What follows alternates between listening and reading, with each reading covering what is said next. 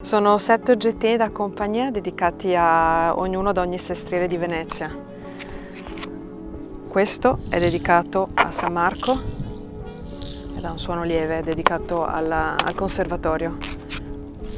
Canareggio ha un suono molto più scrosciante ed è dedicato alla scuola del suono improvviso.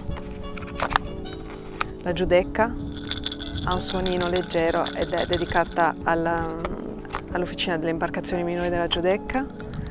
Castello è dedicato a un liceo, alla campanella. Questo è Santa Croce, è un taumascopio, riflette la realtà specchiandola in 1000 rifrazioni. Questo è un caleidoscopio dedicato al Guggenheim, quindi a dorso duro ed è fatto con le murrine.